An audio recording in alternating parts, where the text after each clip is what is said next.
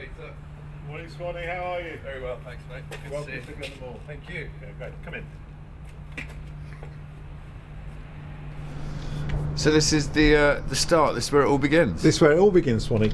What actually happens is when a tree is felled, it's then split into what we call clefts, which is like a it's like a wedge of cake, cheese. really. Yeah.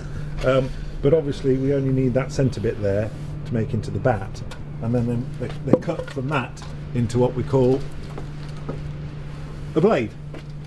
And this is a grade 1, really nice tight grains, very straight, with just perhaps a little hint of colour on the outside edge. Oh, so this could end up in my bag one day. This would be a very good bat, I think. Brilliant. Swanee. Yes, I think you get a lot of runs with that one. Okay, Swanee, so when we decide we need to put some bats through the manufacturing process, they come through out of the yard into the dehumidifier. It takes about 17 or 18 days to get down to the right moisture content. Right, so they come outside, they're nice and cold in the yard, they come here and warm up, ready to be made into a new bat. That's extremely important because the moisture content is vital to making a good bat. So it's firstly resilient, but as light as possible as well. Let's have a look.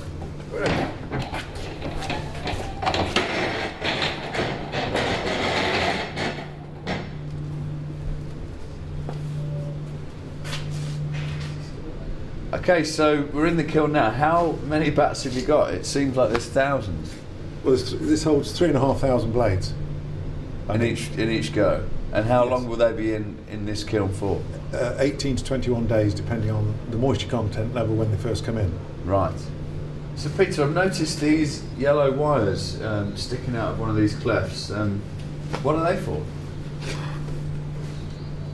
What they do is we put these into the end of the cleft to keep track of the moisture content. This then is read on the outside panel that we saw earlier, and that'll tell us when this batch is ready. There's 4 different blades scattered around at different places so that we can be sure that each cleft is down to the right moisture content before we turn the kiln off. Well, that makes sense. Yeah, great. Yeah. So is it just whatever you need at the time, or did you say the pros bats, right, we'll put them in now, boys bats tomorrow, or in 3 weeks' time? Well, they go in here according to what we need to make. So 3,500 blades will work out what the right proportion is for each type of blade, and then when it goes from here, it'll be graded, and if it's a really good blade, it'll go into one of My your bats. Yeah, brilliant. Yeah. Okay, so we've come in from the dehumidifier straight into this machine here, Yes. This is called the moulder. the moulder. And the purpose of this is to take the cleft, the blade from out of the dehumidifier and make it into a consistent shape.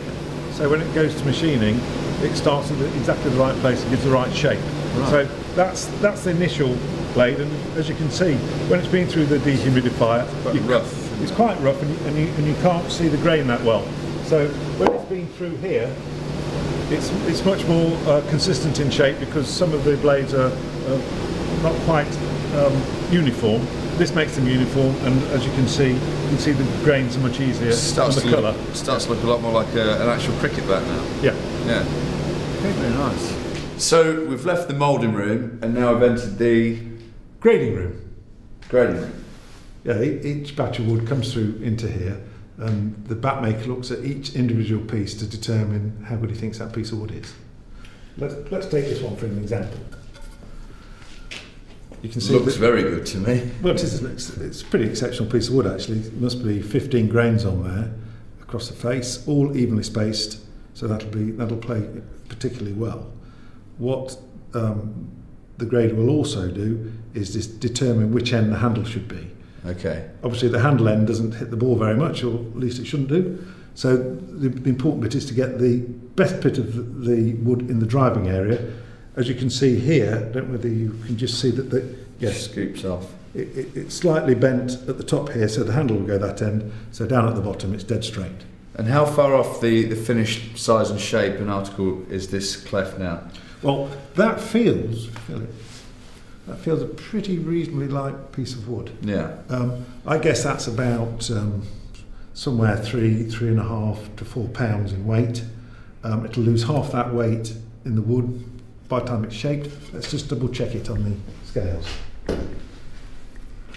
Yeah, there we are, £3.10. Spot on. So when the handle's in it, a rubber grip, stickered, that'll be about £2.10 ounces, which will have for a good sized bat, that'll pick up really well. I'll have that one then. I think you should.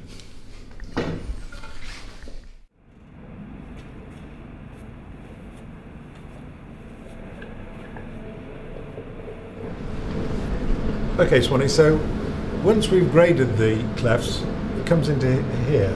Now, the most important thing is to make sure that the moisture content is consistent in this room all through the year. So that if a piece of wood comes in here and is here for say 3, 4, 5, 6 months, it doesn't deteriorate. It doesn't become too dry, or it doesn't pick up too much moisture. So everything in this room is quality control, basically, the moisture level. Yeah. As you can see, there's no windows. It's well insulated. Here we have the panel that's very similar to the one in the big dehumidifier, and there's a small dehumidifying plant here that either sends out warm air or cold air, depending on whether the temperature needs to go up. We try and keep the humidity at about 55% and the temperature up to around about 20 degrees. What happens is if the air becomes too dry, there's you can see just up there's a hot air unit that will throw out steam, and the fan there will circulate it. Right. So it'll make the whole building more humid. More humid. Yeah.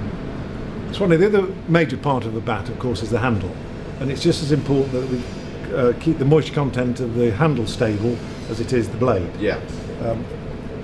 As you realise, when the handle goes into the blade, it's cut and spliced into it.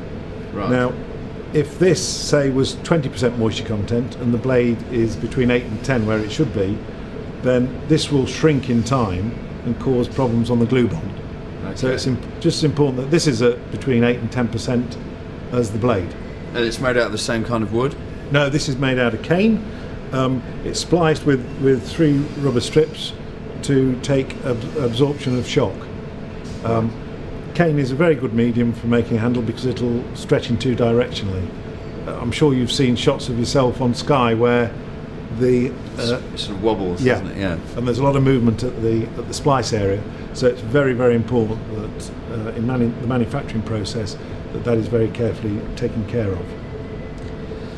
Well, Swanee, that's the first part of the manufacturing process. This is really what we've shown you so far is the processes involved in getting all the substrates, the willow and the cane and the handle, into the right condition to make fantastic bats. We're now going to go through and see the manufacturing process, and David is just going to come in and take you through the processes of manufacturing. Here's David.